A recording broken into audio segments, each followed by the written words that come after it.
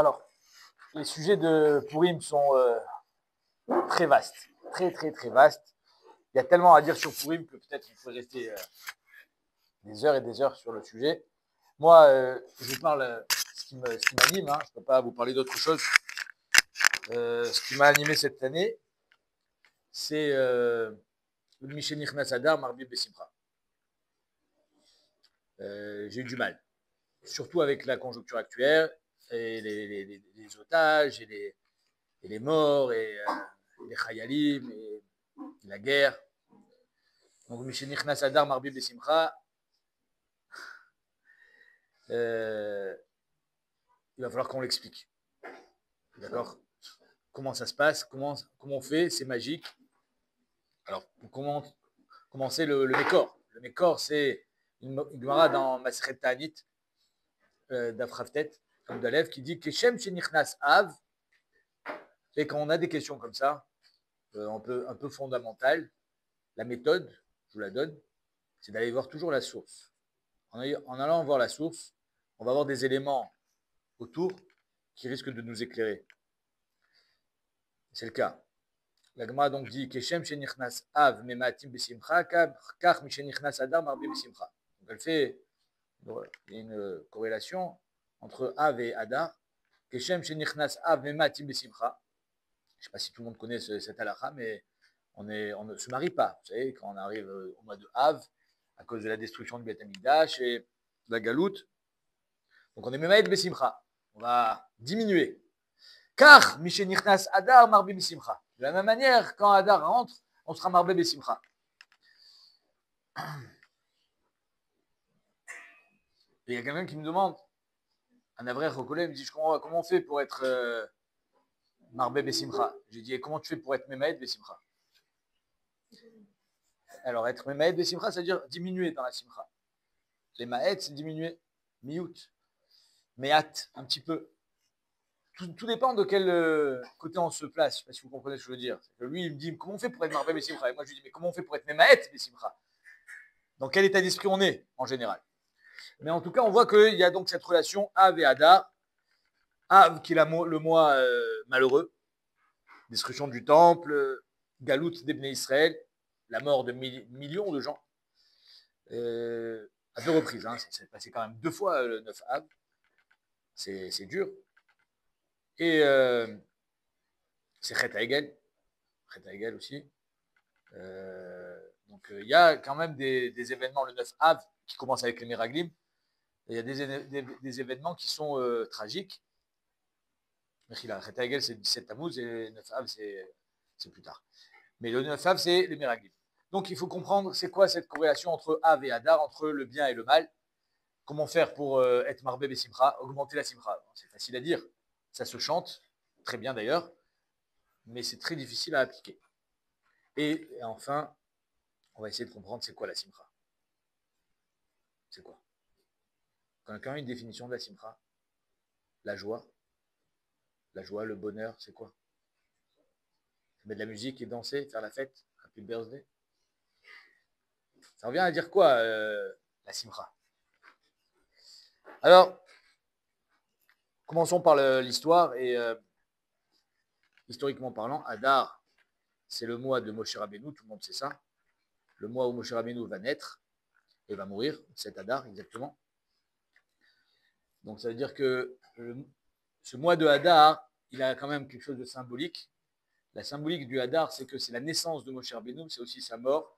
C'est ce qui va faire choisir Aman. Aman, il va choisir le mois de Hadar. Enfin, il va être content du mois de Hadar, parce que c'est tombé par hasard, hein, soi-disant par hasard, dans son tirage au sort. Il va être content, il va dire, ah, le mois de Hadar, c'est la mort de Moshe, mais en fait, c'était aussi sa naissance.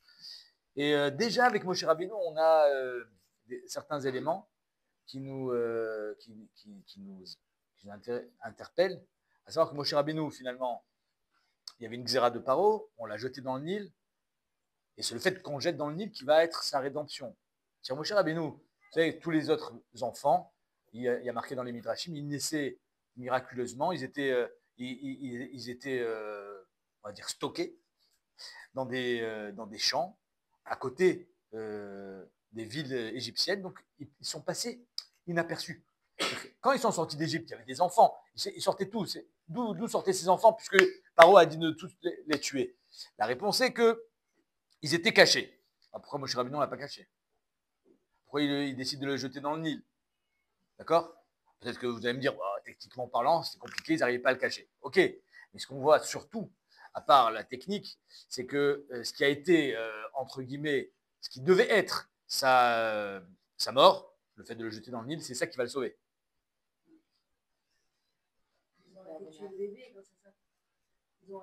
Pourquoi ils ont arrêté de tuer les bébés? Parce qu'ils ont vu, aujourd'hui, le Moshe Shel Israël, il est né, par où il a dit on tue tout le monde, les Juifs et les Égyptiens. Tout le monde est mort ce jour-là. D'accord?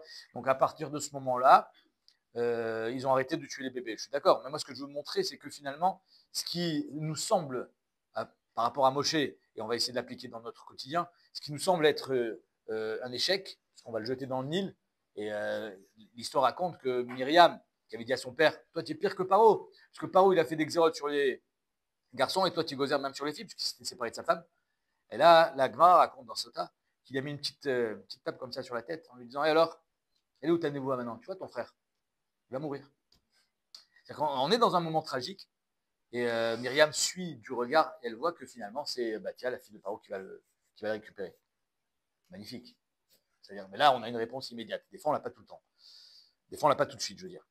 Et donc, c'est un petit peu ça, Aman, qui choisit Hadar, c'est censé être ce qui va nous condamner, et finalement, c'est ça qui va nous sauver, parce que c'est le mois de la naissance de Moshe Rabbeinu, et pas seulement le mois de sa mort. Ça, c'est le mois de Hadar. Et si on va dire, on voulait jouer sur les mots, Hadar, en araméen, ça veut dire revient, revenir, Choser, Hadar, c'est l'araméen. Alors c'est vrai que Hadar en araméen, c'est avec un E, là c'est avec un Aleph. On va dire que on ne s'arrête pas sur ces détails, puisque l'idée est la même. Hadar, c'est-à-dire que l'histoire revient, l'histoire se répète. On a l'impression que l'histoire se répète à travers Purim, et c'est l'histoire c'est notre histoire, c'est l'histoire du peuple juif, que à chaque fois qu'on a voulu nous tuer, c'est ça qui nous a sauvés. Justement, là où on avait l'impression de mourir, c'est là où on a été sauvés. C'est quand même dingue. Avram Avinu qui a été sauvé de la fournaise, Hana Michel Vazaria, etc. Il y en a plein. Il y a plein d'histoires que le moment le plus, quand ils étaient au creux de la vague, c'est ça qui les a amenés très haut. Alors que Av, c'est quoi Av? Là, tout le monde le sait, c'est quoi Av? Le père. Le père, c'est l'origine. Peut-être que l'origine même de nos problèmes, c'est en Av, c'est-à-dire c'est le Choban Bet Amikdash, c'est qu'on fait défaut, on se fait défaut à nous-mêmes, c'est-à-dire qu'on n'est pas à la hauteur. Mais à travers Hadar, ce qu'on voit, à travers Purim, ce qu'on voit, c'est que même dans le Esther, même quand il y a Av, même quand c'est terrible, Kadosh Baruch Hu, il est là. Vous savez que la Gemara raconte que quand les Romains rentrent dans le Kodesh HaKodashim, enfin pas les Romains, Mechila, parce qu'il n'y avait plus de Aaron au temps des Romains, mais les Babyloniens, avec Nebuchadnezzar, quand ils rentrent dans le Kodesh HaKodashim, il y a le Aaron et les Kruvim sont enlacés. Alors que les Kruvim, donc ces deux chérubins, montraient la relation entre Dieu et les bénis d'Israël. Si ça allait, on était face à face. Si ça allait pas, on était dos à dos. Et là, quand ils rentrent, la Gemara raconte qu'ils étaient enlacés. C'est-à-dire que c'est au moment où, un peu comme un père qui va corriger son fils, c'est au moment où il va le corriger qu'il est le plus proche de lui, parce que finalement, il le fait par amour. Et donc, le Hav, qui est l'origine, peut-être ça, c'est l'origine de tout. Mais est-ce que, et ça va être ça le sujet, est-ce qu'on doit faire abstraction du mal? Comme si un homme psychologiquement dans sa tête se dire, bon, le mal n'existe pas, tout ce qui m'arrive de mal, je l'oublie, je me concentre sur le bien, de façon à ne pas sombrer dans la déprime. Comment on fait pour gérer des événements tragiques? Vous comprenez? C'est-à-dire qu'aujourd'hui, malheureusement, les gens ont vécu des choses tragiques, ils étaient retenus pendant plus d'un an dans des souterrains à manger une demi-pita par jour. Ils ont été frappés, martyrisés. Comment on fait pour sortir indemne de tout ça? On est brisé à vie ou il y a un espoir? Pardon? Qui a dit ça? C'est brisé? Bon, il peut mourir alors. Pourquoi on le laisse en vie? Pourquoi Dieu lui donne la vie? Pourquoi on lui donne la vie si si c'est fini pour lui? C'est-à-dire que c'est fini, il peut se relever, mais il aura toujours des séquelles. Ok. Donc c'est pas fini. C'est pas brisé à vie. Donc ce que je veux dire, c'est que dans le Esther, comme à Purim, où Kadosh Baruch Hu, il était caché, finalement, c'est là où on va arriver à déceler, à voir la présence, la Hashgacha Pratit, la grandeur, à quel point Kadosh Baruch Hu, il s'occupe de nous et il nous aime. Ça, pour moi, c'est la relation Av et Hadar. Le bien, le mal. Hadar, ça se finit bien. Av, ça se finit mal. Mais est-ce qu'ils sont liés ou on doit les séparer? Bon, là on pleure. Là, c'est Tisha B'Av. C'est une galère. Personne aime le mois de Av. C'est dur. On mange pas de viande. On n'écoute pas de musique. On se marie pas. On fait pas de mariage. On fait pas de fête. Après, ça finit avec le jeûne du Tisha B'Av, on va dire. Ouais, on est tous d'accord. C'est le pompon sur le gâteau. C'est une tannée. On n'en peut plus. On se languit le 10. Faut être honnête. C'est pas bien. C'est pas agréable. Est-ce qu'on doit faire donc abstraction de dire allez, vivement que ça passe, ou bien il y a quelque chose à prendre là-bas. À part pleurer, il y a quelque chose à prendre. Pleurer, je ne sais pas si c'est vraiment, c'est pas productif de pleurer, on tombe dans la déprime. Pleurer. Il y a quelque chose à prendre de positif. On va essayer de voir. On va essayer de voir à travers ce Mishenichnas Adar et Mishenichnas Av. Puisque, pourquoi la Gemara nous dit Mishenichnas Adar? Av, j'ai compris. On va dire c'est le down de l'année. Mais Adar, pourquoi Adar? Moi j'aurais dit Mishenichnas Nissan, parce que Nissan c'est quand même l'histoire du peuple juif. On est d'accord? Mishenichnas Nissan, là c'est la sortie d'Égypte, c'est notre identité. Zechel Tzad Mitzrayim, c'est mentionné, je sais pas, 30 fois dans la Torah. Zechel Tzad Mitzrayim, tout ce qu'on fait, c'est Zechel Tzad Mitzrayim. Donc c'est vraiment un point d'ancrage, la sortie d'Égypte. Moi j'aurais dit Zechel Tzad Mitzrayim, c'est important. Keshem Mishenichnas Nissan, pourquoi Adar? Alors, Yacholiot, oui.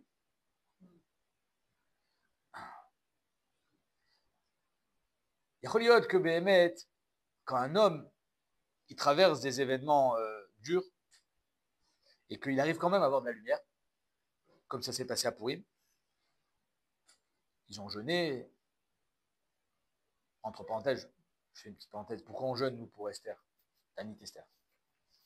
On jeûne pour Tom Gedalia, Sarah Betevet, Shiva Sar Betamouz, et Tisha B'Av, tout ça c'est encore présent, on le vit, hein, la galoute elle est présente, on la vit, donc on va jeûner pour ressentir ce manque et le Khurban Bet Hamikdash. Mais pour Esther, pourquoi on va jeûner? Il n'y a pas de mitzvah d'être béavélout à Purim. Tanit Esther, on jeûne, à quoi ça sert? Machéaïa, ça y est, c'est fini. C'est terminé. Je veux dire, en quoi je m'accroche à quelque chose d'historique en jeûnant pour Esther, puisque ça c'est, vous savez, Bezrat Hashem vers le troisième Bet Hamikdash, on va continuer de surveiller. C'est fini. C'est terminé. Il n'y a plus lieu de s'accrocher à quelque chose de tragique si on en est sorti. Donc pourquoi continuer à faire le jeûne d'Esther? C'est ce que je dis. Ah ça, c'est possible. Razak, il y a marqué que toutes les fêtes sont annulées, sauf Purim. J'imagine que Tanit Esther aussi, parce que sinon, on ne comprend pas pourquoi on le fait aujourd'hui. Parce que je ne vois pas de différence entre après le Mashiach et aujourd'hui par rapport à Esther. C'est du passé. C'est terminé. En quoi je m'accroche à Esther ou au Nez de Purim à travers ce jeûne? Ouais, parce qu'ils ont jeûné 3 jours. Oh, c'est ça. Alors, et moi? Pourquoi moi je dois jeûner? Alors, que c'est ce que j'essaie d'exprimer et on va essayer de le développer ensemble, que à travers le mois de Av et à travers le jeûne et à travers le désespoir qu'ils ont vécu, ils ont vu la lumière. Et c'est ça qu'on essaie de vivre nous aussi. De s'accrocher à Purim, pas seulement dans les Mishloach Manot et le Mishté, et la fête, et la musique, et les déguisements, et tout ce que ça représente, mais aussi dans ce qui avait le côté tragique, le côté douloureux de Purim, parce que on doit vivre justement ce passage. On doit vivre nous aussi ce switch, de passer Miyagon et Simcha, de passer du jeûne, hop, on sort du jeûne, c'est Kriyat Megillah. On sort du jeûne, c'est la fête. D'arriver à nous aussi à comprendre que c'est de là qu'on voit la lumière. C'est du Hav. Le Hav, c'est le Père, c'est l'origine. C'est de là qu'on voit la lumière. Si on n'arrive pas à comprendre ça, peut-être qu'on ne peut pas la voir. On est juste Quelqu'un qui est, on va dire, passif, il est là, il attend. Moi, j'attends que ça passe. J'attends que ça s'arrange. Je ne sais pas si ça marchera. Je ne sais pas. C'est-à-dire que quelqu'un, il faut prendre le taureau par les cornes. On ne peut pas attendre que ça passe. J'attends des jours meilleurs. Non. Il faut donner au temps le temps. Non, ça ne marche pas comme ça. Il faut exploiter chaque instant de sa vie. Et je pense qu'on en avait déjà parlé la dernière fois. Chaque instant de la vie, il est important. C'est pour ça que j'ai insisté tout à l'heure. Oui, ils sont sortis traumatisés. Bravo. Vadek, ça laissera des séquelles à vie. Mais moi, j'écoute les témoignages. Le gars qui te dit tous les jours je faisais le chemin Israël, alors qu'il sort de Niroz, c'est-à-dire qu'il ne sait même pas c'est quoi la tefila quand il est capturé par le Hamas, et c'est là-bas où il va découvrir Dieu. Ben, chapeau, il a compris, il a tout compris. Il a tout compris que finalement, en levant les yeux vers Dieu, c'est là où il aura la Yeshua. Et aujourd'hui, il a perdu sa femme, il a perdu ses enfants, c'est tragique. On lui dit, mais est-ce que vous croyez que vous pouvez être encore heureux? Il dit, bien sûr. Il y croit, il a de l'espoir. Alors, je n'ai pas dit qu'il est sorti indemne comme c'était avant. Non, évidemment. Ce qu'il a passé, c'est une marque à vie. Mais c'est peut-être ça qui va le rendre encore plus fort. S'il n'était pas passé par là, il n'aurait jamais fait Shema Israël. Les coups d'aller marchava. C'est dur, hein. Ce que je vous dis, c'est très dur. Mais c'est ça qu'elle nous explique. C'est ça qu'on doit vivre à travers le Tanit Esther. C'est ça qu'on doit vivre à travers cette Gemara. Keshem shenichnas Av, car Keshem shenichnas Adar. La relation entre Av et Adar. C'est pas moi qui le fais, c'est la Gemara. Pourquoi elle ne nous dit pas tout simplement Keshem shenichnas Adar, Marbi Mesibra. Av, on en parlera un autre jour. Non, on les met, ils sont collés. Ils sont, comment dire, indissociables. Bravo, merci. Et donc, c'est peut-être pour ça que Dafka, Adar et pas Nissan. Parce que Nissan, ben, on était passif. En Nissan, on était spectateur. Nissan, c'était le spectacle. On était là et on regardait les miracles. Et chaque semaine, chaque jour, des miracles, des miracles, des miracles. Ils en ont pris plein les yeux. C'était extraordinaire. Mais il n'y a pas eu de travail. Il y a eu le travail au niveau du Corban Pessah. Il y a eu le travail, on va dire, pour mériter sa place. Mais au niveau des miracles, il n'y a pas eu de travail. Ça leur a été donné cadeau. Moi, ce que j'essaie de vous dire, c'est que pour mériter un miracle, il faut travailler. Si on veut des miracles, il faut bosser. Il faut le faire. Il faut faire le travail. Et c'est pour ça qu'on a choisi Adar et pas Nissan. Parce que Nissan, comme je viens de vous le dire, on était spectateurs. Et Nissan, c'est un peu Béguéder le Yaï. Vous savez, il y a à Soukot les libations. Vous savez, c'est quoi les libations? On verse du vin tous les jours, pendant les corbanotes, on verse du vin sur le misbéar. À Soukot, on va verser de l'eau. Vous saviez? Ça s'appelle Simcha Betashoeva. Vous avez déjà entendu parler de Simcha Betashoeva? Ça veut dire quoi? Simcha Betashoeva, c'était une fête qui se tenait au Beth Amikdash parce qu'on allait puiser l'eau. Pourquoi faire? Pour la verser sur le misbéar. Pourquoi faire? Toute l'année, on verse de l'eau, du vin. Là, on verse de l'eau et du vin. On verse les deux. Alors, c'est parce qu'en fait, peut-être que on a deux sortes de simcha.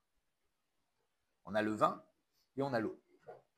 C'est-à-dire que là, Nissan, c'est un peu Béguéder le Yaï. C'est le vin. Ça veut dire quoi? C'est qu'ils étaient tellement enterrés que pour lui faire sortir la tête de l'eau, il va falloir lui donner un coup de vin. C'est-à-dire qu'il y a marqué l'onivra yaïn et là la haveli. Le havel, il est tellement sous le poids de sa havaloute et de sa peine, de sa tristesse, que l'onivra, c'est marqué mes fourrages dans la Gemara, dans Sanhedrin, l'onivra yaïn et là les havelim. Que le havel, le yaïn, il a été créé pour lui. Nous, quand on va bien, on n'a pas besoin de vin, sauf si on est alcoolique. Mais lui, il a besoin du vin. C'est-à-dire, en quoi le vin il est productif? C'est pour lui. C'est pour lui faire sortir la tête de l'eau. C'est pour lui. Allez, retrouve des couleurs. Les Israéliens, ils avaient besoin de retrouver des couleurs quand ils étaient en Égypte. Donc, on leur a donné. On ne pouvait pas attendre du travail. On leur a donné gratuit. C'est un peu comme le vin. Juste pour te. C'est ce qui va faire la détonation. C'est ce qui va faire que, boum, il y a une explosion et ça y est, on se réveille. Par contre, l'eau, on n'en boit que si on a soif. La différence entre l'eau et le vin, vous savez, au niveau de la halacha, c'est que le vin, on fera toujours une bracha, qu'on en ait envie ou pas. Il y a une ana. Quand tu bois du café, tu fais une bracha. Pourquoi? Parce qu'il y a un goût. Tu l'aimes ou tu l'aimes pas, c'est un autre sujet. Mais en tout cas, étant donné qu'il y a un goût, on va faire une bracha, qu'on en ait envie, qu'on ait soif, qu'on n'en ait pas soif. L'eau, on ne fait pas de bracha. Quand vous buvez un médicament, quand vous prenez un médicament, on ne fait pas de bracha. Pourquoi on ne fait pas de bracha? Parce qu'il n'y a pas d'ana. Après, je fais une bracha alors, si je bois de l'eau quand j'ai soif. Parce que là, j'ai une ana. Alors, c'est quoi l'ana? C'est pas le goût. C'est pas seulement un profit. C'est que ça vient combler ma soif. Ça vient combler mon manque. C'est ça la différence entre le vin et l'eau. Le vin vient m'ajouter quelque chose. L'eau vient combler ce qui me manque. C'est pas pareil. Dans le vin, je ne viens pas combler un manque.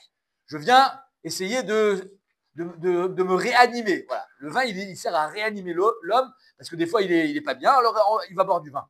L'eau, on en boit parce qu'on a soif. Donc j'ai un manque, j'ai soif, je bois de l'eau. J'ai pas soif, je bois pas d'eau. C'est ça les libations d'eau qu'on fait à Sukkot. Sukkot, c'est une forme, on vient dire que ça y est, il nous manque plus rien. C'est-à-dire, il nous manque plus rien. À Sukkot, on est dans la shlemout. Et si je voulais vous schématiser, on va en parler brièvement, c'est quoi la simcha? Si un jour on vous demande, c'est la shlemout. La shlemout, la sérénité. La simcha, c'est d'être shalem. C'est-à-dire qu'en deux mots, de sentir que je suis là où je dois être, j'ai ce que je dois avoir, je suis bien dans ma tête, je fais ce que je dois faire. Hachem, il est fier de moi et moi, je suis fier de moi. Margis Shalem. Je n'ai pas envie d'autre chose. Je n'ai pas besoin d'autre chose. Ezeu Hachir, Asamir Bechelko, comme ça, il est marqué en Pirkei Avot. Ah, pour la petite blague, je m'étais promis de vous raconter cette petite histoire. Qu'un jour, il y a un rav, il rentre dans la classe avec ses élèves et il demande à chaque élève. Donc, ils sont en train, imaginez-vous, hein, on va le scénariser. Ils sont en train de parler de Pourim, il faut le shiur que je suis en train de vous faire. Et le rav, il leur dit et vous, qu'est-ce qui vous manque? Donc, la simcha, c'est la shlemut, etc. Qu'est-ce qui vous manque à vous pour que vous soyez shalem? Alors, il y a un enfant, il dit moi, il me manque un micro-ondes. Un micro-ondes, pourquoi un micro-ondes? Parce que ma mère, toujours, elle nous dit il nous manque le micro-ondes. Après, toi, nous, c'est une voiture. Il nous manque une voiture parce que mon père, il dit on a tout, mais si on avait la voiture, on serait vraiment au top. Et là, il arrive au petit Shlomi, il lui dit et toi, qu'est-ce qui vous manque à vous à la maison? Il dit nous, il ne manque rien. Et comment tu sais? Je dis moi, il nous manque rien, on a tout ce qu'il faut. Mais comment tu sais qu'il te manque rien? Parce qu'il y a 2 mois, ma mère, elle a eu des triplés. Et mon père, il a dit juste ça, il nous manquait. Ça veut dire quoi? C'est-à-dire qu'un homme, Béhémet, la tristesse, elle vient du manque. Quand on a une argacha chez Chasser, on n'est pas bien. On a l'impression que ça va être mieux là-bas. On a l'impression que les autres sont plus heureux que moi. On a l'impression que j'aimerais être ailleurs. Ça serait mieux si j'étais pas là. Tout ça, c'est dans la tête. Si bête, un homme, il arrive à intégrer. Je suis là où je dois être. Je fais ce que je dois faire. Et je vais le faire au mieux possible. Alors, vous marquez Shalem. Il est bien avec lui-même. Et ça, c'est la Kabbalah, mais à Ava de Purim. C'est-à-dire qu'il y a marqué Kimou ve Kibou. Purim, ils ont reçu la Torah. Bishlama Nissan, si on veut reprendre l'histoire de Nissan et Hadar. Je vous ai dit pourquoi Dafka, Hadar et pas Nissan? Parce que Nissan, ils ont tout reçu cadeau. Mais Nissan, pour recevoir la Torah, quand ils sont sortis d'Égypte, Kafal et marqué Gigit. C'est une Kabbalah Meira. C'est-à-dire que la Kabbalah à Nissan, elle était Meira, elle était sous la menace. Oui, il faut le dire, sous la menace. C'est-à-dire qu'ils ont été contraints et forcés, même s'ils ont dit Nassé Benishma, célèbre Gemara dans Shabbat et Tosot qui demande que finalement les Béné Israël ont été forcés. Mais en tout cas, Ouvda, c'est une Ouvda, c'est une réalité, que Kafal a marqué Gigit, que la Torah a été acceptée, contraint et forcé.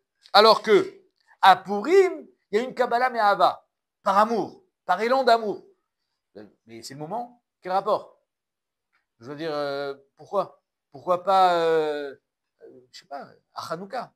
Quel rapport? Quel rapport? La réponse, les Dati, elle est que les Béné Israël à Purim, ils ont fait le travail. Ils ont fait ce travail dont je vous parle, d'arriver à puiser dans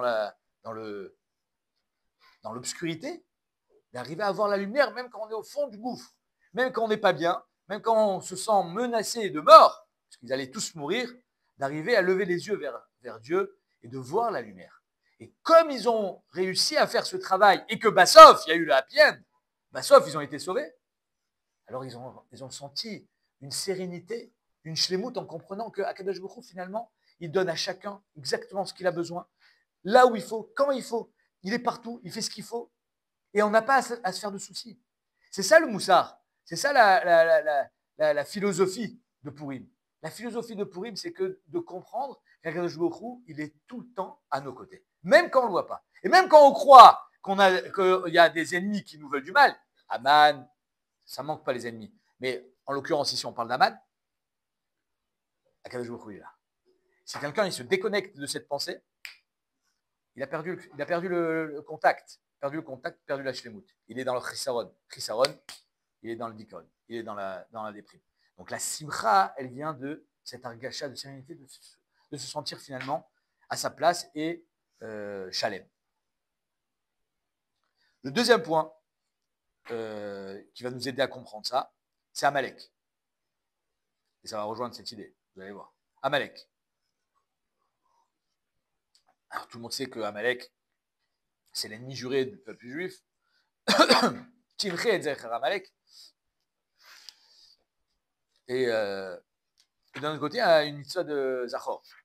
Donc Timche, c'est le faire disparaître. On doit faire disparaître Amalek.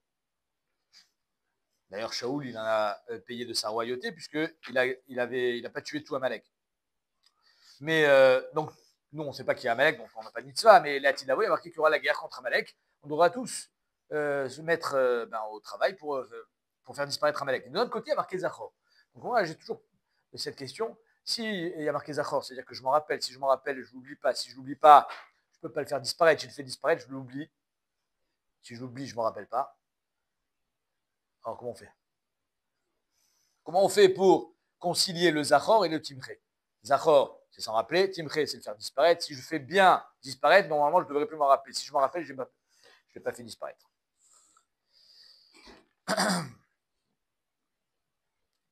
La réponse est, il y a plusieurs réponses. Celle que je vais aborder avec vous, c'est justement que Amalek, il a sa raison d'être.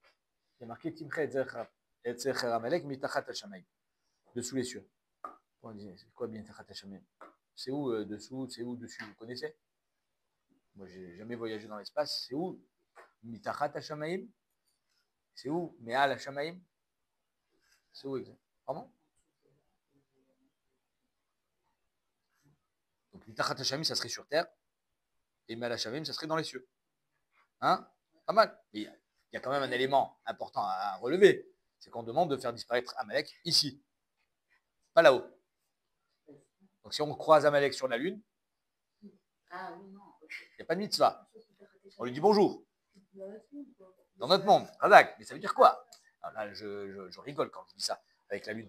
Mais ça veut dire quoi? Pourquoi la Torah nous dit Timche et Zech Amalek, mitachat hashamayim? Timche et Zech Amalek. C'est tout. Pourquoi pardon? Non, il y a marqué mitachat hashamayim, c'est-à-dire qu'en deux mots, ça sous-entend que me'al hashamayim, non. Pourquoi? Oh, là vous partez déjà dans des, on va voir. Mais ça veut dire que Amalek, ce que je vous essaie de vous prouver par là, par cette question, c'est qu'Amalek a sa raison d'être. Je donne un autre exemple. Sa raison d'être, je m'explique. Je n'ai pas été peut-être assez clair. Sa raison d'être, ça veut dire que il a été créé par Dieu et il sert à quelque chose. Donc pourquoi tu le tues? Il sert à quelque chose ou il ne sert à rien?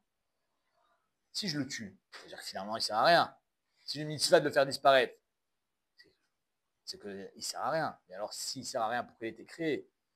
C'est un petit peu ça que j'essaie de vous expliquer. C'est mitachat hashamayim, que moi, ma perception d'Amalek, je dois la faire disparaître.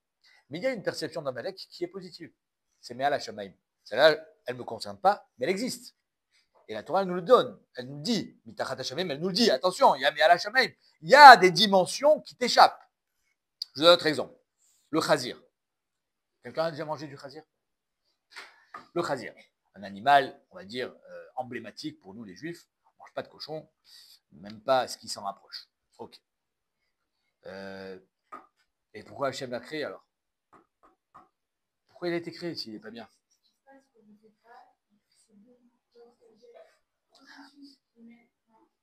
Très bien. Vous vous touchez au but. Un autre exemple, je vous donne. On en a parlé, le yaïn, le vin.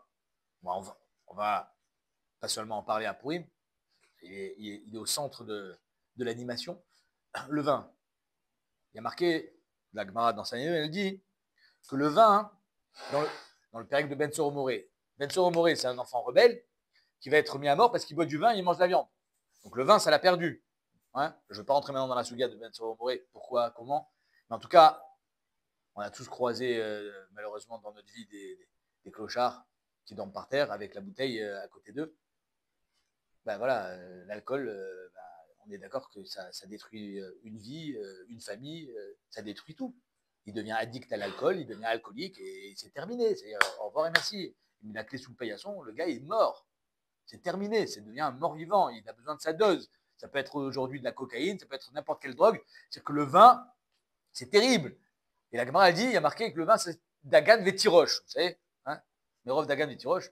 Et donc le vin, c'est marqué, c'est Tirosh. Et la Gemara a dit, Tirosh, ça dépend. En fait, c'est marqué dans la Torah, c'est marqué Tirash. Il n'y a pas le Vav, il n'y a pas de Tirosh, il y a marqué Tirash.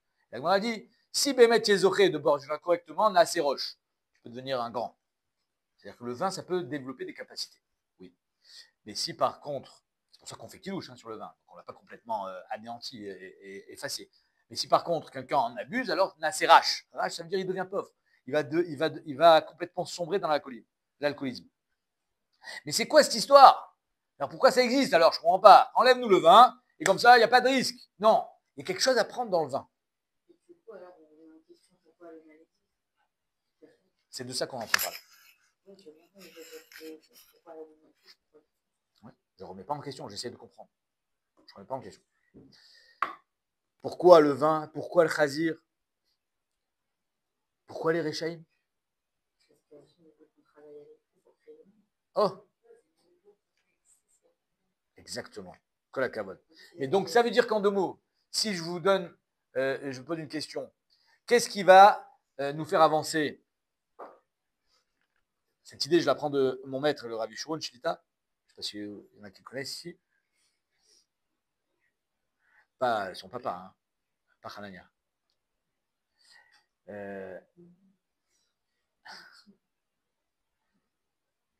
Il dit que qu'est-ce qui nous a donné la vie? On va dire au niveau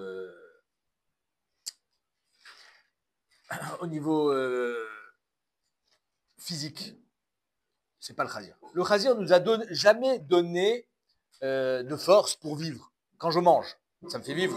Ouais, c'est l'essence. C'est-à-dire, je dois mettre l'essence dans la voiture, je mets de la nourriture dans ma bouche, de façon à vivre, à avoir des forces, à avoir je ne sais pas comment ça marche exactement tout ça, mais en tout cas, si quelqu'un ne mange pas, bah, il meurt. C'est une évidence. Le chazir, lui, ne m'a jamais donné cette force, parce que je ne le mange pas. Le chazir, à quoi il me sert à moi? Et il aura dû dire que ben, c'est bien l'inverse. C'est le chazir qui m'a donné toutes les autres forces. Un peu ce que vous disiez. C'est-à-dire que s'il n'y a pas le chazir, je n'ai pas cette force-là de dire je ne le mange pas. Si le mal n'existe pas, le bien non plus.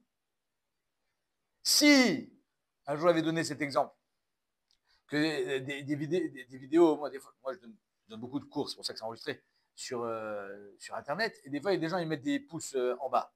Je n'ai jamais compris, pourquoi ils mettent des pouces en bas? Ok, peut-être pas très brillant, mais c'est pas besoin de mettre un pouce en bas. Et un jour, j'avais dit, et c'est l'histoire, c'est exactement de ça qu'on parle. S'il n'y a pas de pouce en bas, il n'y a pas de pouce en haut. Il faut accepter le pouce en bas parce que sinon, il n'y a pas de pouce en haut. S'il n'y a pas le mal, il n'y a pas le bien. S'il n'y a pas le chazir, il n'y a pas la viande cachère. Donc, qu'est-ce qui nous fait vivre? Ok, physiquement, c'est la viande cachère. Mais le chazir, lui, il va nous donner notre équilibre au niveau rouchani. C'est-à-dire que le mal, Amalek, s'il n'existe pas, il ne va pas contribuer à nous élever. Amalek, il est là pour nous élever. Lui, il croit qu'il est là pour nous martyriser, pour nous tuer, mais en fait, il est là pour nous élever. C'est ça, mitachat hashamem, mimal hashamem. C'est-à-dire qu'il y a une autre dimension d'Amalek, et peut-être même on pourrait lui dire merci, presque. Hein, si je veux dire, c'est compliqué. Mais c'est-à-dire arriver à voir le bien, même quand c'est mal. Arriver à voir le bien, même quand ça fait mal, ça c'est Bechol derachecha dae, où il y a marqué que dans tous tes drachim, arrive à connaître Akadosh Baruch Hu, voir Hachem, même dans Amalek, même dans le Réchaïm, il a marqué Akadosh Baruch Hu, il dit comment Maaseh Yadai Tovim Bayam, quand les Égyptiens ils sont en train de mourir dans l'eau, et les Malachim ils voulaient dire la Shira, ils ont dit Maaseh Yadai Tovim Bayam, va tellement une Shira. Vous n'avez pas honte? Moi, mais comment ça? C'est les Égyptiens. Comment ça, Maaseh Yadai? C'est Maaseh Yadai. C'est-à-dire qu'il y a une shlemut chez Akadosh Baruch Hu et les Réchaïm font partie de ça. Et quand il n'y a pas le choix, ils vont mourir. Mais néanmoins, pour Hachem, c'est dur. Parce que ça chasser bashlemut. Il y a un chisaron dans la shlemut quand on fait disparaître le rachat. Il y a un chisaron dans la shlemut quand il n'y a pas le vin. Il y a un chisaron dans la shlemut quand il n'y a pas le chazir. Donc c'est pas, on ne doit pas faire abstraction du mal. On doit prendre acte, il est là, et je dois en faire quelque chose. Et de ce vin, je dois en faire quelque chose. Je vais faire kidouche avec. Et à chaque fois qu'on va faire un mariage, on va faire sur du vin. Et à chaque fois qu'on va faire Purim, on va boire du vin. Et il y a des moments où on va boire le vin Nassé Roche. C'est comme ça qu'on arrive à grandir. En optimisant au maximum chaque aspect de la vie, même ceux qui nous semblent négatifs. Je n'ai pas entendu. Du coup, on ne peut pas se réjouir, par exemple, de la mort. Se réjouir? Khazak, c'est une bonne question. La question est posée dans la Gemara. Et je comprends. J'ai très bien compris. Elle dit, c'est en fait deux psukim différents, puisqu'il y a marqué Bin Pol Rechaim Altismar. C'est marqué. Quand les Rechaim tombent, ne te réjouis pas. Et d'un côté, il y a marqué Avoud Rechaim Rina, que la disparition des Rechaim, c'est une joie. C'est une joie ou c'est. Faut pas... Alors, les Maasé, c'est un peu l'histoire de la Shira, des Ben Israël. Parce que Hachem, il dit aux Malachim, vous ne pouvez pas faire la Shira, mais les Ben Israël, ils ont fait la Shira. Asia Shemoshe, c'était quand ils ont vu justement les corps d'Égyptiens. C'est-à-dire que le fait d'avoir vécu, c'est une forme de thérapie, la chanson. Avoir vécu la tragédie, avoir vécu le mal, il y a une thérapie. J'optimise la tragédie et je la chante. C'est ça, Rina. Oui, c'est une joie. Oui, oui. Alors, je n'ai pas dit qu'on va faire comme eux et sortir dans la rue et distribuer des bonbons aux enfants quand ils ont éliminé un chef du Hamas.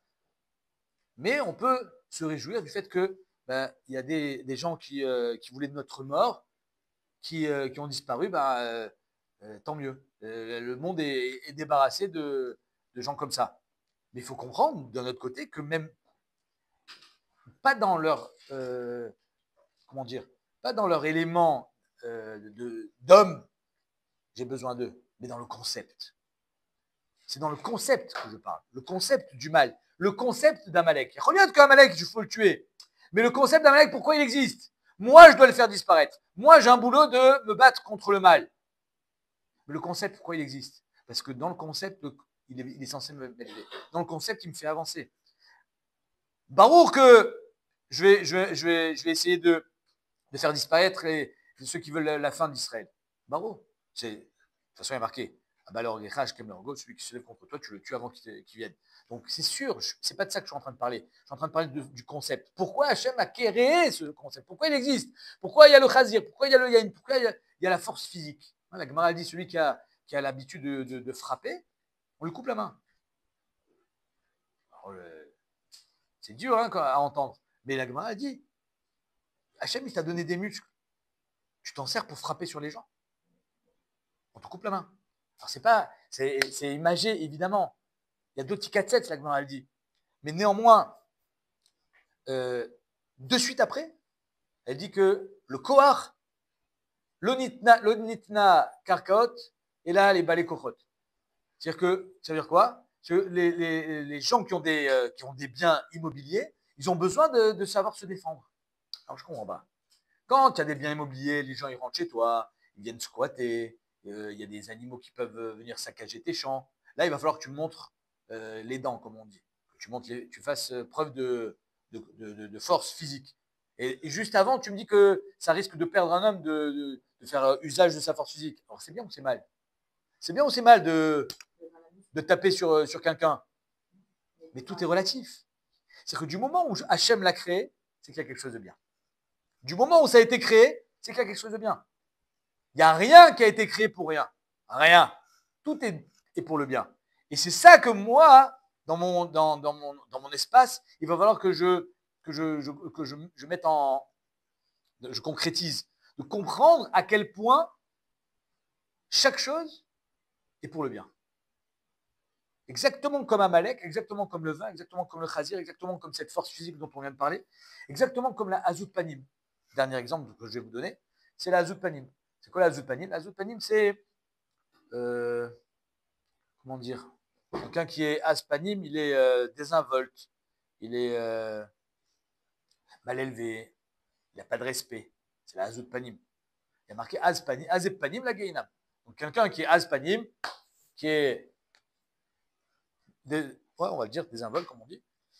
Alors, il est pour le. C'est Gainam. En nouveau, c'est une mauvaise mida, on est d'accord?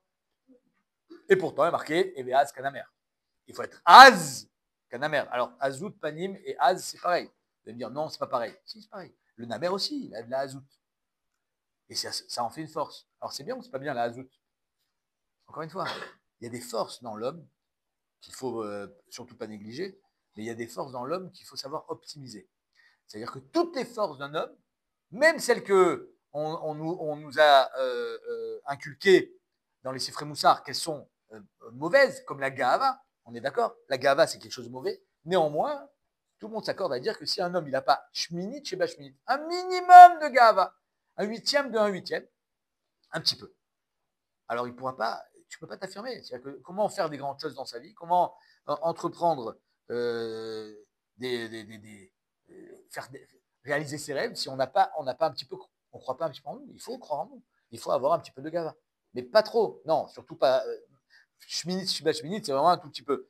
Mais sans ça, on s'en sort pas. Chaque mida, comme son nom l'indique, elle doit être mesurée. Mida. C'est-à-dire que si elle n'est pas mesurée, et chaque chose qui nous arrive dans la vie, c'est pour le bien. Et c'est ça qu'on doit comprendre à travers Purim. Eux, ils ont réussi à voir ça. Eux, ils ont réussi à voir à travers Purim, à travers Amalek, à travers Aman, à travers le désastre que ça a causé, que Mordechai ne s'est pas prosterné, etc. Ils ne sont pas allés taper Mordechai, ouais, c'est à cause de toi. Ils se sont réveillés. Ils auraient pu se révolter, tout ça, c'est à cause de toi, tu n'as qu'à te débrouiller. Non, ils se sont remis en question. C'est-à-dire souvent, un homme, il y a marqué Pnei Hador qui est Pnei Kelev. La génération du Mashiach sera comme le Kelev. Le chien, quand tu le frappes, il attaque le bâton. Il n'a pas compris qu'il y a un gars qui tient le bâton. Tu prends un bâton, tu frappes un chien, il va mordre le bâton. Vrai ou faux? Pourquoi? Pnei Hador qui est Pnei Kelev. On est pareil. On a l'impression que le problème, c'est le Hamas. Ça veut dire que ce qu'on est en train de dire, c'est qu'on a compris que le mal il est bien. Oui, Il n'y a pas de mal. exactement. Je n'ai pas dit que le mal il est bien. Je dis que tout vient de Dieu. Dieu il est Kulotov. Donc il faut voir le bien dans le mal. Et d'ailleurs, et je finirai le deuxième point avec ça, c'est Chaya Vinish Levasume Bepuria, qu'un homme il a un chiyuv, mitzvah, marqué dans le Shulchan Arour, de se saouler le jour de Purim. C'est bon, quand on est jeune, on rigole, et puis après, quand on vieillit, on en a marre. C'est compliqué. D'ailleurs, que quoi, Chaya Vinish Levasume, c'est dur. Enfin, je vous dis aujourd'hui, c'est vraiment. Pourtant, moi, j'étais un adepte de cette mitzvah quand j'étais plus jeune. Et comme mes enfants d'ailleurs, ils adorent cette mitzvah. Mais aujourd'hui, on a du mal. Et non, franchement, après, tu te lèves le matin, tu n'es pas bien, quoi. Tu as mal à la tête et tout. Donc pourquoi Adelo Yada, jusqu'à ce que finalement, tu ne puisses pas faire la différence entre Baour Mordechai et Aour Aman, Baour Mordechai. C'est exactement ce qu'on vient de dire. C'est que là, on nous demande, tu vas prendre le vin avec lequel ils ont fauté autant de. Et tu vas te métaken ce vin, tu vas en faire quelque chose de kadosh, tu vas le prendre, tu vas le boire. L'ishma, hein, au plus on prend de l'âge, au plus on va le boire l'ishma. Et pour perdre un petit peu la tête, Addeloyada, jusqu'à ce qu'on ne puisse plus être conscient, parce qu'elle est bizarre quand même, hein, de mitzvah de se saouler, on vient de dire que c'est pas bien hein, d'être sous. C'est bien ou c'est pas bien? Non, c'est pas bien. Alors pourquoi là il y a une mitzvah? Parce que c'est spécial. Qu'est-ce qu'il y a de spécial? C'est que là je dois arriver à un moment de la avoda de Purim. Si j'arrive, hein, le jour de Purim, pourquoi on fait Purim à cette date-là? Parce qu'il y a quelque chose dans l'histoire, il y a quelque chose dans l'espace-temps qui fait que je peux revivre les événements tels qu'ils les ont vécus. Et si eux, ils les ont vécus, ils ont réussi à voir dans l'obscurité la lumière, alors peut-être que moi aussi je peux l'avoir. Et donc je vais faire abstraction complètement de mon da'at, Addeloyada. Aujourd'hui, on sait, ça c'est le bien, ça c'est le mal. Voilà, tu ne sais plus qui est le bien, qui est le mal. Adelo Yada. Je ne sais plus faire la différence entre Baruch Mordechai, Aouraman. Je ne fais plus de différence parce que justement, qui a créé la Géoula? Qui a engendré, pardon, pas créé. Qui a fait que les Bnei Israël ont fait tchouva? C'est Mordechai ou c'est Aman? Qui est le sauveur dans l'histoire? Qui nous a sauvés? Bah, c'est Mordechai. Mordechai Hatzadik, c'est lui qui nous a sauvés. Et s'il n'y avait pas eu Aman, on aurait été sauvés. S'il n'y avait pas eu Aman, on serait resté empêtré dans notre médiocrité à faire n'importe quoi. Des fois, c'est la claque qui va te sauver. Et celui qui t'a mis la claque, bah, tu dis merci pour la claque. Comprenez? Alors c'est dur, hein? Je suis d'accord avec vous, c'est très dur. Mais il faut aujourd'hui, les temps qu'on est en train de vivre, il faut le comprendre. Il faut bien mettre le comprendre. On a l'exemple qui fait qu'avoir tout dans la facilité, ça n'amène pas forcément. On est d'accord. Et juste le dire avec vous, les psukim, à la fin de Béchalar, quand ils font la guerre contre Amalek, il y a marqué, c'est Manienne, parce que ça aussi, c'est une question que je me suis toujours posée dans la Megillah, c'est qu'à la fin, ils vont faire la guerre, hein, vous savez. À la fin, comment ça se passe? Parce que nous, on connaît Mordechai, ouais, il est devenu, Aman, il a été pendu, Mordechai, il a pris sa place, tout va bien. Non, non, pas tout va bien, c'est pas fini. L'histoire, elle s'arrête pas là. C'est que quand ils vont voir Achashverosh, il dit, il faut annuler le décret de tuer les Juifs. Achashverosh dit, on ne peut pas annuler un décret. On ne peut pas. Alors on fait quoi? On va faire un autre décret. Quoi? Que les Juifs, ils ont le droit de se défendre. Je ne comprends pas. Si les Juifs, ils peuvent se défendre physiquement, alors de quoi ils avaient peur? S'ils avaient Tsahal, si physiquement ils ont Tsahal, de quoi ils ont peur? Qu'est-ce qui a changé entre le début et la fin? Au début, ils sont pétrifiés. Quoi, on va leur interdire de se défendre? Puisqu'à la fin, de toute façon, ils se sont défendus, donc ils avaient les moyens de se défendre. Militairement parlant, ils avaient les moyens, puisqu'ils l'ont fait. Vous allez me dire, non, il y a eu des miracles. C'est marqué nulle part. Il n'y a pas marqué qu'il y a eu le miracle de Hanouka, qu'ils étaient 5 et ils ont vaincu des milliers. C'est pas marqué ça à Pourim. À Pourim, il y a eu une guerre conventionnelle, normale. Et ils ont gagné. Bien sûr, ça veut dire que tu peux gagner la guerre. Alors de quoi tu as peur? La question est forte. Écoutez bien. Il y a marqué à la fin, quand ils font la guerre contre Amalek, à la fin de Béchalar, Vayavo Amalek, je vais les psukim, Vailachem im Israël birfidim, Vayomer Moshe el Yoshua, Bechar lanu anashim, Vetse ilachem ba'Amalek, Machar anochim nitzav al rosh hagiva, Umata Elohim, Beyadi. Choisis des soldats. Demain, c'est la guerre. C'est les bénis Israël, ils sont d'Égypte. Hein. Choisis des soldats. Ok. Vayas Yoshua kacher amarlo Moshe, Leilachem ba'Amalek. Donc c'est Yoshua qui prend les armes. Je ne savais pas qu'il était soldat. Moshe, Aaron, Vechur, Alou, Rosh Hagiva. Eux, ils montent en haut, sur la montagne. Vaya kacher yarim Moshe. Tout le monde connaît cette histoire. Quand il met les mains en l'air, les Gavar Israël, kacher yaniach yado, les Gavar Amalek. Incroyable. Quand il a les mains en l'air, il gagne. Quand il baisse la main, il perd. Vidé Moshe Kvedim. Les mains de Moshe étaient lourdes. Vaïkrou, Even, Vayasimu, Tartav, Vayeshav, Aliyah. Aaron, Vechur, Tamchou, Beyadav, Mise, Echad, Mise, Echad, Veyadav, Imuna. Adwa Shemesh. Ses mains étaient Emuna. Ah, ça veut dire quoi ça? On lui mettait les mains en l'air, on lui tenait ses mains en l'air, Aaron et Chou, chacun d'un côté, et les mains de Moshe étaient Emouna. C'est quoi était Emouna? Explique-moi. Ça veut dire quoi? Veille Yadav, Emouna, Adbo Hashem jusqu'à la fin de la journée. Yadav Emouna. Si on veut symboliser l'anti-Emouna, c'est Yadav. C'est-à-dire qu'un homme, il dit, je me suis fait avec mes 10 doigts.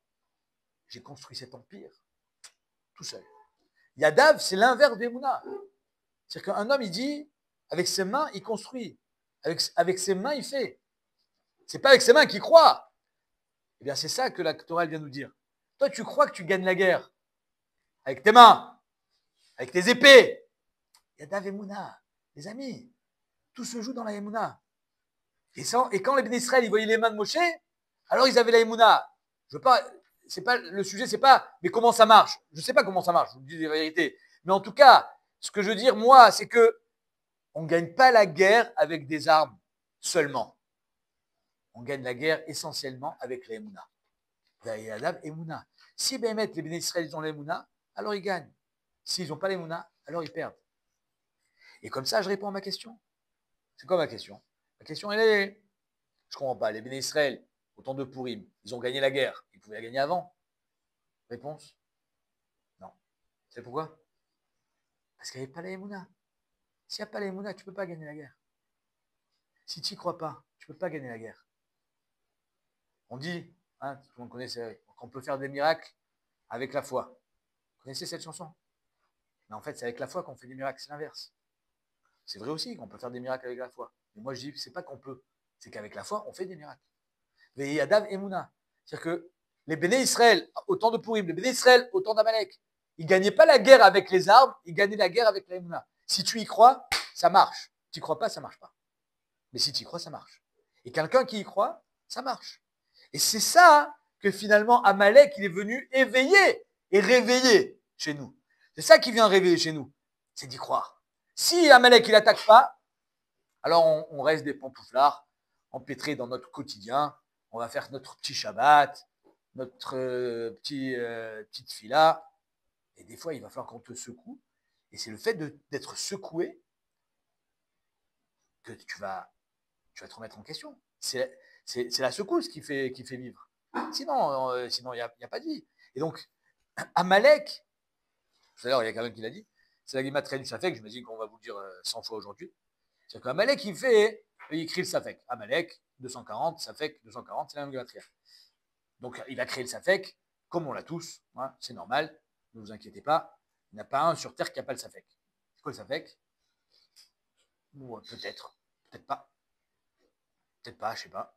Je sais pas, moi, oui, c'est vrai que le monde est magnifique. Quand on regarde un arbre, hein, juste regarder un arbre, c'est magnifique. Mais vous voyez bien qu'il y a des grands scientifiques aujourd'hui qui disent ouais, le Big Bang, je sais pas. Ça fait que on n'a pas de certitude. Personne n'a de certitude. D'accord? On est tous dans ça fait. Et le si on réfléchit, c'est ça qui va, comment dire, qui va faire la force d'Amalek. Amalek, sa force, c'est de nous faire douter. Un peu comme si on dirait que ouais, mais tout ça, c'est à cause de Mordechai, je vous dis tout à l'heure. On peut rejeter la responsabilité sur quelqu'un en disant c'est ta faute. Tout ça, c'est à cause de Mordechai. Si c'était prosterné devant Aman, alors ça ne serait pas passé comme ça. Ouais. Et si j'étais né en Amérique, je serais américain. Avec les si, on peut changer le monde. Mais d'un autre côté, si on réfléchit bien, le si, c'est l'articulation de la Megillah. Ce qui articule la Megillah, ce qui monte toute la Megillah en épingle et ce qui va faire en sorte que la Megillah, ça soit une histoire extraordinaire, c'est si. Si, on va commencer par le début, je ne sais pas si je vais toutes les faire, mais c'est compliqué. Si Vashti, elle n'avait pas refusé de venir, elle ne serait pas morte. Mais si elle n'était pas morte, Esther, elle n'aurait pas pris sa place. Si Esther n'avait pas pris sa place, elle n'aurait pas pu sauver les béné Israël. Si Mordechai, il ne savait pas parler, je ne sais pas quelle langue il parlait, Biktan et Teresh, il n'aurait pas pu entendre le complot. Si Achashverosh, il n'avait pas une insomnie, on n'aurait pas fait venir Aman et il n'aurait pas été l'histoire du cheval. Tout, ce n'est que des si. Donc, est-ce que dans ce si, on va voir une rédemption, on va voir une Ashgacha Pratit, on va voir la main de Dieu, on va voir Dieu. Est-ce que le si, finalement, vous vous rendez compte? On revient à notre base. Est-ce que le si, il va nous détruire ou il va nous construire? Est-ce que le si, c'est Amalek, c'est le Safek? Ou bien non? Le si, c'est lui qui va pouvoir nous faire vivre, justement, parce que c'est en montrant et en voyant à travers les si que Akadosh Baruch Hu, il est présent. T'imagines? Il y a tellement de facteurs pour que ça arrive, que le monde soit créé. Le Chavat Elot, il dit, mais comment on peut dire que le monde a été créé tout seul? C'est comme si tu envoies de l'encre sur une page, ça va faire des mots. Personne ne dirait une chose pareille. Personne. Tu envoies de l'encre sur une page blanche, ça va écrire un livre. Non, soyons raisonnables, les amis. Mais là, c'est ce qu'ils disent. Le monde a été créé tout seul. Bon. Donc, en deux mots, ce si-là, ce Safek, tout dépend de quel côté on le prend. Est-ce qu'on le prend du bon côté ou du mauvais côté? Comment j'ai commencé tout à l'heure en vous disant qu'un Avrech Rokolel est venu en me disant Michel Nichnas Adar Marbim Simcha. Comment on fait? Je lui dis, mais comment on fait pour être Memaed des Simcha? Tout dépend comment on le voit. Le si peut te construire, il peut te détruire. Et c'est ça, finalement, qu'Amalek vient, en tant que, encore une fois, que concept, il vient nous apporter. Parce qu'il peut nous porter très haut, justement. Que comme je vous ai dit tout à l'heure, la guerre, on la gagne par la Emouna. Ça veut dire quoi? C'est-à-dire que le soldat qui est sur le champ de bataille, avec le si, quand quelqu'un est sur un champ de bataille, il risque sa vie à chaque instant. Chaque instant. Moi, j'ai des amis qui sont en Milouim en ce moment, et ils te disent, c'est-à-dire que ça tire dans tous les sens. Nous, on est tranquille ici, à Beit Dagan. Je vous dis, mais on n'est pas conscient, on est protégé. On ne vit pas la guerre. On ne la vit pas. Je ne vais pas me plaindre, mais soyons cohérents. C'est-à-dire qu'il y a des gens qui sont à la guerre. Aujourd'hui, ils se battent. Peut-être pas en ce moment parce qu'il y a un cessez-le-feu, mais en tout cas, il y a des gens qui ont perdu la vie. Moi, je connais des gens qui ont été blessés, qui ont été dans le coma, qui n'arrivaient plus à marcher, qui habitent ici, juste derrière. D'accord? C'est-à-dire que si ce soldat, il a le doute dans la tête, je t'imagine, une balle, ça transperce une tête avec une balle. Tu peux mettre tous les casques que tu veux, avec une balle, si elle est bien placée, c'est terminé. Et avec ça, tu peux dire oui, mais Kadosh Baruch Hu, il est présent. Et c'est-à-dire que le si, et si si Hachem il veut, la balle ne me touche pas. C'est-à-dire que si un homme il arrive à voir le bien partout, tout ce qui se passe dans la vie, c'est toujours le bien. Si Hachem il est présent dans mon quotidien, à chaque instant, je fais rentrer Hachem dans ma vie, et c'est ça les mitzvot. Les mitzvot, c'est qu'à chaque instant, même quand je fais mes lacets, il y a une halakha. Même quand je mets ma veste, il y a une halakha. À chaque instant, il y a une halakha. Hachem, il doit être présent à chaque pas. Si un homme, il est comment dire, à chaque instant, il arrive à mettre Hachem dans son quotidien, alors ce si-là, il va s'en jouer. Il va s'en servir. Il va se dire, oui, mais Hachem, justement, si je rencontre la bonne personne, je peux avoir une bonne chose. C'est-à-dire que les si, Akadosh Baruch Hu et Mezavek Zivugim. Marqué que depuis la création du monde, qu'est-ce qu'il fait Hachem Mezavek Zivugim? On a l'impression qu'Akadosh Baruch Hu, c'est un chatran. Non, Mezavek Zivugim, c'est pas un chatran. Mezavek Zivugim, ça veut dire qu'il fait des couples. Mais les couples, ça ne veut pas dire un homme et une femme seulement. Les couples, ça ne veut pas dire seulement un mariage. Mezavek Zivugim, ça veut dire qu'Akadosh Baruch Hu crée les rencontres. Les rencontres, ça veut dire, vous allez rencontrer votre Atat Bezrat Hachem, mais c'est pas seulement ça. Les rencontres, c'est les amis. Les rencontres, c'est les gens avec qui on travaille. Les rencontres, c'est des rencontres joyeuses. Les Akadosh Baruch Hu, mais ça s'appelle la Hashgacha Pratit. Chaque chose qui se passe dans le monde, et ça, c'est le Messer de Moussar, le Messer et le Moussar de Purim, que chaque chose qui se passe dans le monde, Akadosh Baruch Hu, il a voulu et il a mis en œuvre. Et si Vashti, elle avait accepté de venir, elle serait pas morte. Fin de l'histoire. On s'arrête à la première page. Avec un si, je peux tout faire capoter. Et c'est pour ça que, déjà, avant de faire la guerre, ils avaient la simcha, les Bnei Israël. Pourquoi ils avaient la simcha? Quand Mordechai, il prend la tête du pays, ils sont déjà, ouais, là, il dit Maïta Ora, Simcha, Vissasson Vikar, ils n'ont pas encore gagné la guerre. Mais c'est fini, c'est terminé. Après, c'est de la paperasse. D'ailleurs, la guerre, c'est elle. La guerre, elle est gagnée dans la tête. La guerre, elle est gagnée parce que tu as la Emouna. Si tu as la Emouna, tu as gagné la guerre. Et ils avaient la Emouna. Donc, ça y est, ils ont lâché les moutes. Ils sont tranquilles. Ils ont la simcha. Si quelqu'un, il est chaï beshlemut, il est chaï besimcha. Si quelqu'un, bémet, si quelqu'un, il est chaï beshlemut, il est tout le temps besimcha. Il n'a aucun souci. Jamais. Tout ce qui peut lui arriver, c'est toujours pour le bien. Tout ce qui peut arriver, attention, hein, quand je vous parle, je me parle à moi-même. C'est-à-dire que tout ce qui arrive à un homme, il faut être conscient que c'est pour le bien. Et tout ce qui peut arriver, c'est pour le bien. Jamais on va s'en faire. Jamais on va être déprimé. Parce que c'est ça la force de Nahum Ish Gamzu. Comprendre que chaque fois que quelque chose m'arrive, c'est Hachem qui me l'a envoyé. Je ne sais pas si je vous l'ai déjà dit, mais je dis toujours à mes enfants, quand tu décides de faire un bras de fer, ils aiment bien faire les bras de fer. Il faut être sûr de gagner. Au moins avoir une chance. Là, tu peux faire un bras de fer. Au moins, tu as une chance de gagner. Mais si tu es sûr de perdre, c'est pas la peine. Ne commence même pas si tu es sûr de perdre. Vous comprenez? Avec Hachem, on ne peut pas faire le bras de fer. On est sûr de perdre. Donc, soit on se plie, et si Bémet, Hachem, il a décidé quelque chose pour nous qui n'est pas très agréable, ben on fera avec. Et arriver à l'épuiser après avoir, on va dire, fait le travail du côté désagréable de la situation, arriver à l'épuiser dans cette situation quelque chose de bénéfique. Il y a chaque fois quelque chose de bien. Combien de fois j'ai entendu blesser d'Afka quand j'étais au plus mal que j'ai finalement. C'est là où j'ai. C'est là où j'ai. C'est le. Rav Kaufman. Faites-le rentrer. C'est là où j'ai vu la lumière. Et donc, c'est pour ça que Mordechai Yatsa Milfina Meler, c'est là où Mordechai, pourquoi cette phrase elle est emblématique? Parce que quand Mordechai Yatsa Milfina Meler, il sort et il est sur le cheval, il n'y a rien qui a été fait encore. Hein, je vous dis, vous verrez dans la Megillah, il n'y a encore rien qui est joué. Et pourtant, il y a déjà on sent la Géoula. Pourquoi on la sent? Parce que, en fait, tout dépend de l'argacha dans lequel on va être. Si on est, on a la Emouna, alors on sait qu'on peut gagner la guerre. Si on ne l'a pas, alors là, ce sera très difficile. Donc je résume, on a dit comment on fait pour être Marvel et Simcha. Est-ce qu'on a un bouton magique? Non, il n'y a pas de bouton magique pour augmenter la Simcha. Mais d'un autre côté, la Simcha, hein, elle est très proche. La Simcha, elle est là.